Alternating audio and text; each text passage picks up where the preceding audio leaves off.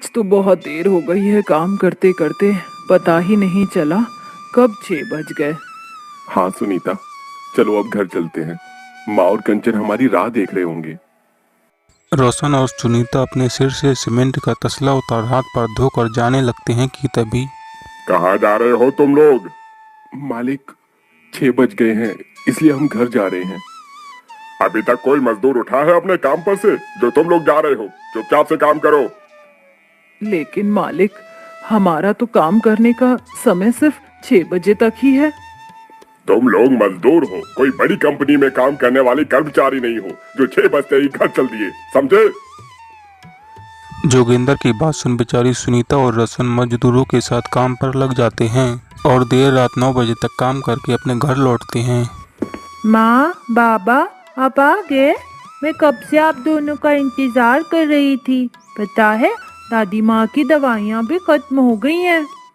सुनिए जी, माँ जी की दवाई खत्म हुए 1 हफ्ता हो गया है। आप सरकारी दवाई खाने से माँ जी की दवाई ले आइए। सुनीता, तुम तो जानती हो कि वहाँ की दवाइयाँ कितनी बेकार होती हैं। भगवान ने तो मुझे इतना काबिल भी नहीं बनाया कि मैं अपनी माँ का ठीक से इलाज करवा सकूं। आप फिक्र मत करिए, एक दिन देखना माँ जी जरूर ठीक होंगी। इतना कहकर सुनीता रोटी बनाने के लिए जैसे ही आटा छानने लगती है। ये क्या? ये तो बस एक रोटी का ही आटा है। एक रोटी का आटा देख सुनीता काफी परेशान हो जाती है, जिसके चलते बेचारी को आटे के साथ उसका भूसा मिलाकर रोटी बनानी पड़ती है। ये क्या माँ, आज भी घिए की सब्जी? 2 दिन से हम लोग सिर्फ घिया ही खा रहे हैं। बिटिया, तू तो घर के हालात जानती है ना, हमें एक एक सब्जी 3-3 दिन रखकर खानी पड़ती है। आपको पता है, मेरी उम्र की सभी लड़कियां स्कूल जाती हैं, स्कूल की वर्दी पहनती हैं और बहुत सारी पढ़ाई भी करती हैं। मैं भी उनकी तरह पढ़ाई करना चाहती हूँ। हाँ मेरी बिटिया, तू भी जरूर एक दिन पढ़ाई करेगी और पढ़ लिख कर अपनी जिंदगी में कामयाब होगी, ताकि तुझे हमारी तरह ऐसे मजदूरी करके अपनी जिंदगी ना जीनी पड़े। सुनीता के परिवार में इतनी ज़्यादा गरीबी थी कि ना तो वो सरला का ढंग से इलाज करवा पा रहे थे और ना अपनी 10 साल की बेटी को आज तक स्कूल भेज पाए थे और ना ही 2 वक्त की रोटी खा पा रहे थे। वो सभी एक बस्ती में रहकर अपना सिर छुपाते थे। ये देखो सुनीता, मैं क्या लेकर आया हूँ। पास वाले मंदिर में ही आलू पूरी का भंडारा हो रहा था, तो मैं वहां से हम सबके लिए ये आलू पूरी लेकर आया हूँ। चलो अब जल्दी से घर चलते हैं, न जाने आज कितने समय बाद हम लोग इतनी अच्छी कोई चीज खाएंगे।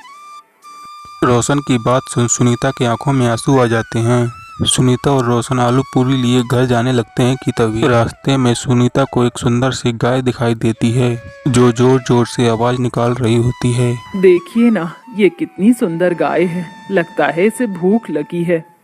लेकिन हम इस गाय को क्या खिलाएंगे? रोशन की बात सुन सुनीता अपने आलू पूरी में से अपने हिस्से की 2 पूरी निकालकर जल्दी से गाय को खिलाने लगती है।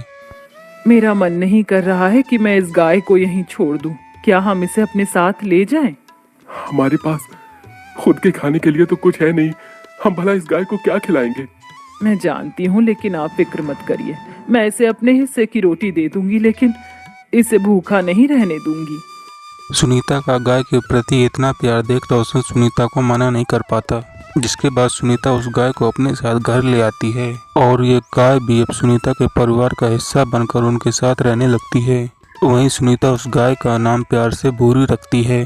माँ, तुम अपने हिस्से की रोटी कहाँ ले जा रही हो? भूरी को खिलाने के लिए।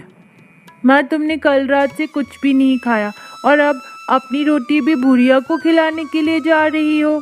वो सिर्फ एक गाय नहीं, बल्कि गौ माता भी है, और गौ माता को रोटी खिलाना पुण्य का काम होता है।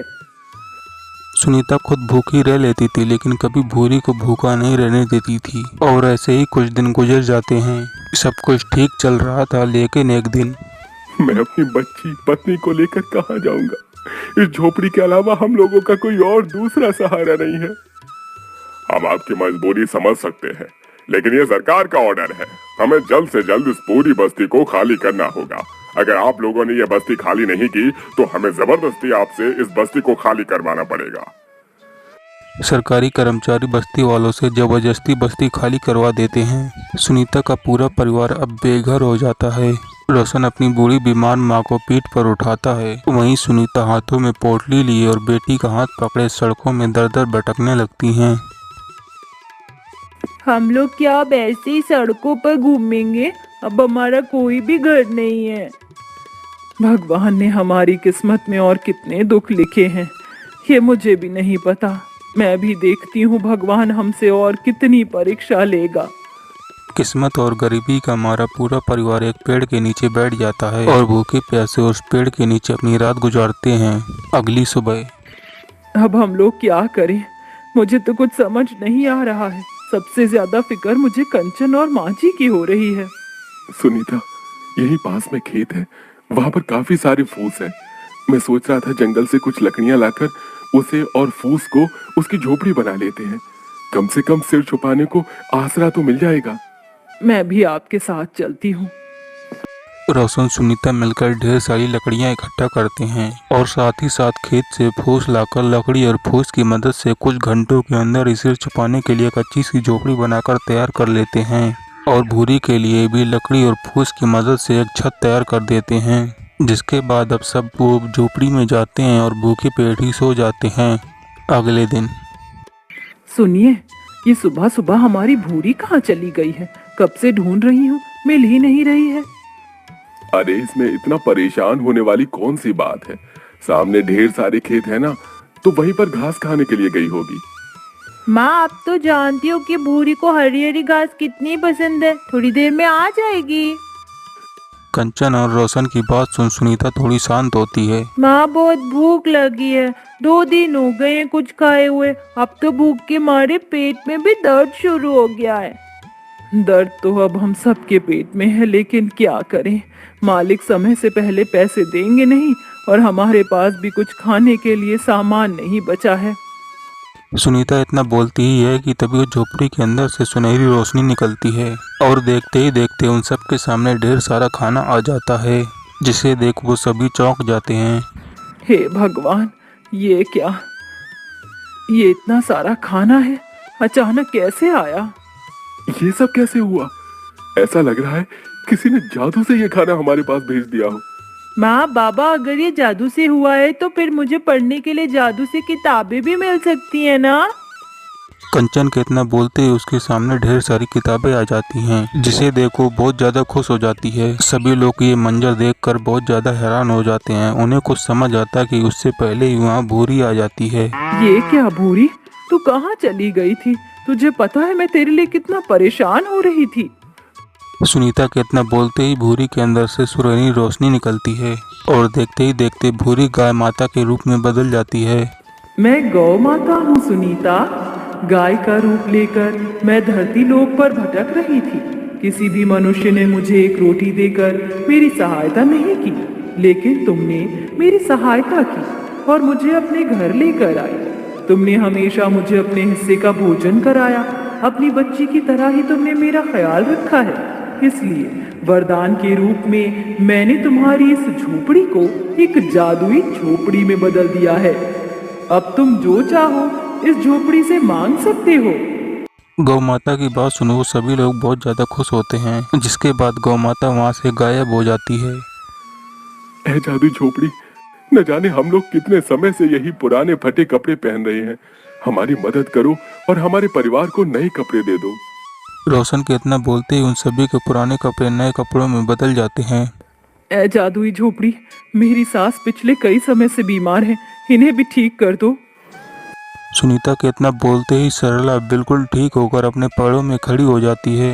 ये सब देखकर वो बहुत ज्यादा खुश होते हैं, मानो अब उनके जीवन के सारे संकट हमेशा हमेशा के लिए दूर हो गए हों। इस प्रकार अब वो जादुई झोपड़ी की मदद से अपनी छोटी छोटी जरूरतों को पूरा किया करते हैं और साथ ही साथ जादुई झोपड़ी की मदद से एक नया काम शुरू कर देते हैं और गौ माता की कृपा से उनके काम में काफ़ी अच्छी तरक्की होने लगती है। वहीं अब वो कंचन को भी अच्छे स्कूल में पढ़ाते हैं। जब हम बेघर हो गए थे तो गौ माता की कृपा से हमें सहारा मिला और अब हमारी जिंदगी पूरी तरह से बदल चुकी है। लेकिन हमारी तरह भी कई ऐसे लोग हैं जिनके पास सर छुपाने के लिए कोई आसरा नहीं है। इसलिए अब हम उस जादुई झोपड़ी की मदद से उन सभी बेसहारा लोगों की मदद करेंगे। सुनीता, मेरे मन में भी कब से यही ख्याल था। अब हम दोनों मिलकर ऐसे लोगों की मदद करेंगे।